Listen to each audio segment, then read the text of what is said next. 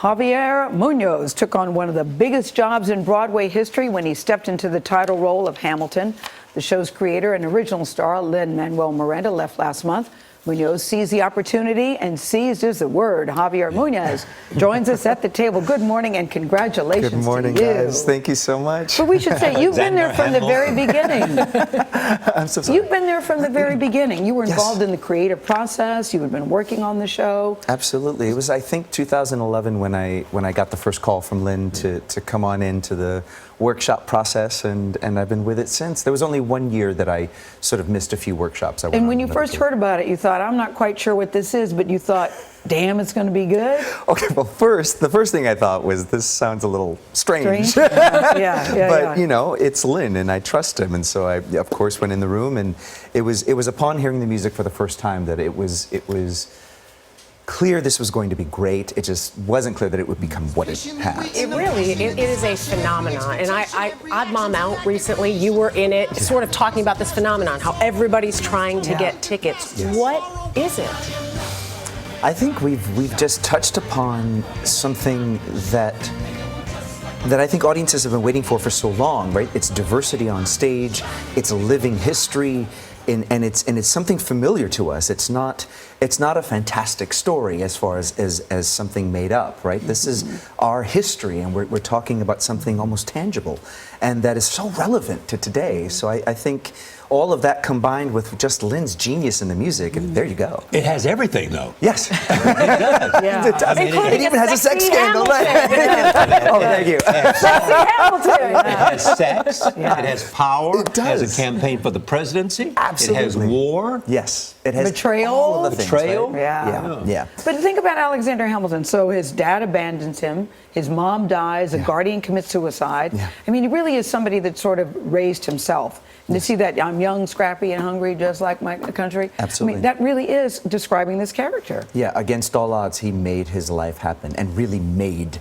his life happen. Like, with his own hands, he manifested all of these things. But Lin tweeted this about you. He said, I'm so happy for Javier, even though I'm still very jealous that he got to perform for Jay-Z and Beyonce, which you didn't know they were in the audience that night. Thank goodness I did not know, because I don't know if I would have opened my mouth. It was exciting. That was exciting to find out. And then when the afterwards. president came, you were scheduled to perform, and Lin could have easily said, no, you know what, I think I'll take this. And he didn't. Yeah, it's true. I actually assumed that would be the case. I assumed that Lin would You'd go be on, pulled and I out, would just, do my first show the next week. But they trusted me to go on, and it was a thrilling show. Absolutely. You guys do a lot. But did he come to the theater at all?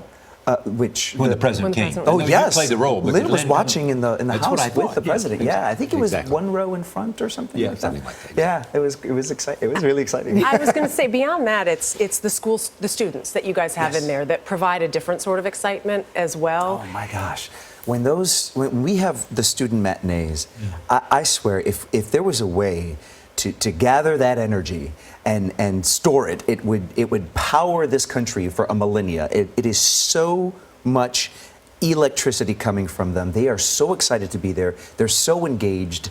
And it's unlike anything I've ever seen happen with a young audience like that. This very morning, Bob Schieffer was here. Yeah. And he talked about his granddaughter, who tweeted, do you know? No, No, she had brought a picture to you that she had drawn She of waited you. outside the She stage waited outside door. the stage door. She gave it to you, and then you tweeted the picture. And Bob said that was worth 10. Yes. You just made her day. You made her life. Yes. I mean, it shows the interest. The point he was making is the interest that you take in young kids and the time that you take to do it. Well, it's because of the time they take, right? Yeah. When a young person, when anyone Waiting comes at the with you- stage door for Yeah. you. And Yeah. they've created something, or they have something to share with us, or something to give.